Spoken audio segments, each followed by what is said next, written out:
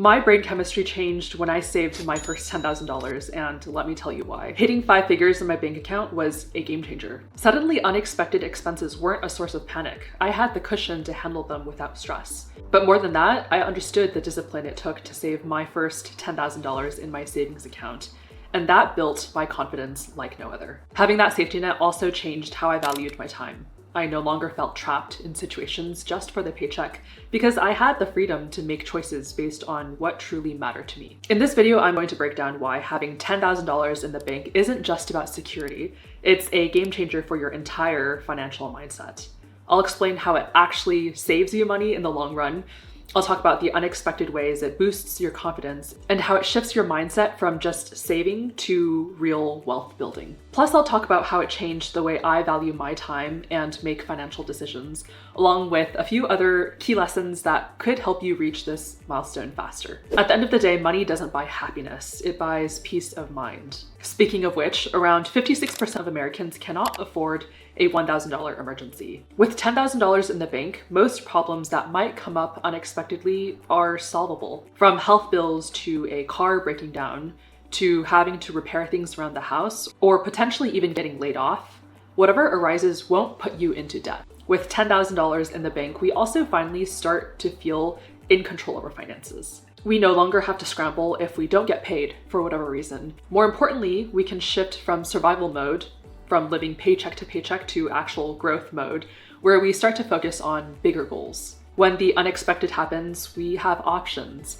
And most importantly, we don't have to go into debt to pay for expenses that may arise. When it comes to money giving peace of mind, on a more personal note, a few years ago, I had back issues from my time as a collegiate athlete. At that point, I could afford to go to a doctor and work extensively with a physical therapist because I had money saved up. It was something that I felt was worth fixing, and if I didn't have that cushion in my bank account, I probably could have lived with the pain. But I was able to increase my quality of life because I had savings, and most importantly, I didn't have to go into debt for it. Having $10,000 set aside gave me peace of mind. Regardless of what unexpected challenges came my way, I knew that I could handle them. That financial security completely shifted my mindset, allowing me to take more risks with confidence, knowing that I'd be okay even in the worst case scenario. My confidence around money completely shifted once I saved $10,000 because I realized that I could walk into the average store and quite reasonably buy whatever I wanted. My mindset went from, can I afford this, to do I actually want to buy this?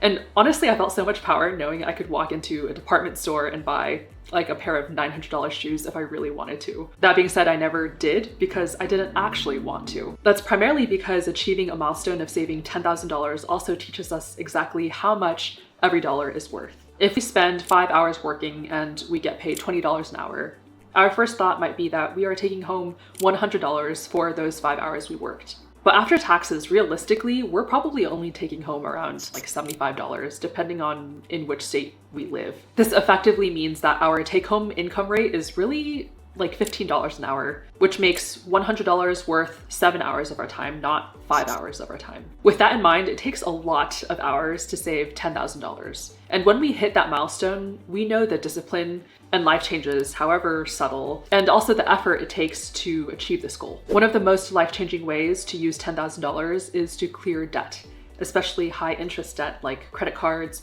personal loans, or payday loans. Anything over 6 to 7% interest rate is debt that I personally would try to pay off immediately. These debts don't just drain our bank account, they keep us in a cycle where a large portion of our income goes toward paying off interest rather than saving, investing, and building wealth. Eliminating debt also improves your credit score, which can lead to lower interest rates on future loans and potentially better housing opportunities, whether that's renting or buying. It just overall gives you more negotiating power. And more importantly, being debt-free gives you a sense of control over your finances. You're no longer paying for past decisions, but instead you're setting yourself up for future growth. With $10,000, even if you don't wipe out every debt you are paying off, you can make a significant dent, whether by eliminating smaller balances completely or making a large payment on high-interest loans. I talk more about these debt repayment strategies here. And once you experience the relief of being debt-free or significantly reducing it, you may be more motivated to stay out of the high-interest debt cycle and build real financial stability. Once I saved $10,000, it gave me the discipline and motivation to go for the next goal. I started looking to save $50,000 and then $100,000.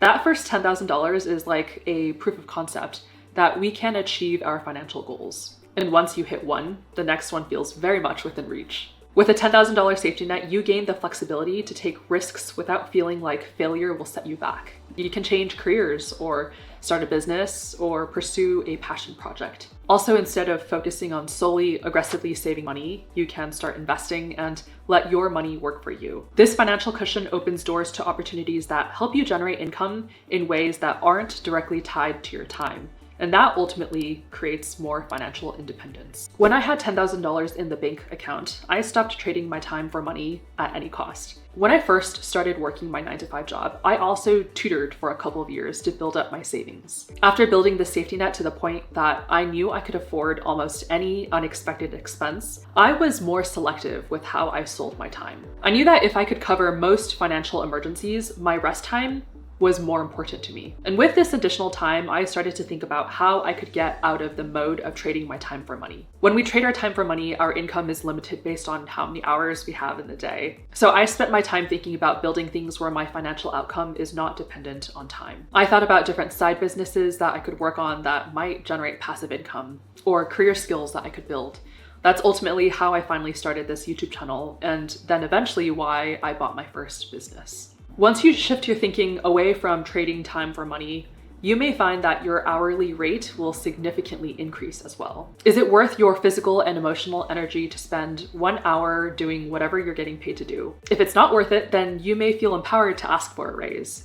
If you don't get a raise, maybe it takes $20,000 in the bank for you to feel empowered to walk away from that job. When we have a safety net, we give ourselves more freedom to think about how we want to use our time and energy. $10,000 has the power to change the way we spend money. Now we have the wiggle room to treat ourselves. As satisfying as it is to reach our goals, we can also give ourselves permission to enjoy the journey. Maybe there's something that we've been eyeing for a while that we finally buy, or a trip that we can finally go on. There's nothing wrong with buying expensive things for ourselves. I love a well-made item as much as the next person. I think the problem lies in buying expensive things that we can't afford. Saving $10,000 helps us be thoughtful about those big purchases. Now that we know the cost of money, which for many of us is the energy and time we're at work, we're more inclined to properly do our research to ensure that we're buying the best items and spending it on experiences that truly matter to us. When I prioritized saving, I stopped making impulse purchases. Instead, I started adding items to a wish list, giving myself time to reflect on whether I truly wanted them. And letting these purchases marinate helped me separate fleeting desires from things that actually add value to my life. In fact, many items on my wish list don't even pass the 3-month rule, where I think about what I want to buy for 3 months before allowing myself to buy it. That's mostly for bigger purchases, but that proves that most of what I thought I wanted was just a temporary craving. Saving your first $10,000 isn't just about the money, it's about what it unlocks for you. It gives you confidence, freedom, and the ability to make better financial decisions without stress. Whether it's breaking out of paycheck to paycheck living, investing in yourself, or simply valuing your time differently, $10,000 in the bank changes everything. It helps you move from a place of financial survival to one of financial growth. And once you experience that shift, you'll start seeing more opportunities, whether it's taking calculated risks, maybe it's changing careers, or simply enjoying peace of mind. I know $10,000 can sound daunting, but the key is just starting with whatever amount you can. If you're looking for a step-by-step plan, I break down how to save $1,000 for your emergency fund in just 3 months in this video. So if you do that a few times, you may get to your goal quicker than you might expect. Check it out for some practical tips to get you started.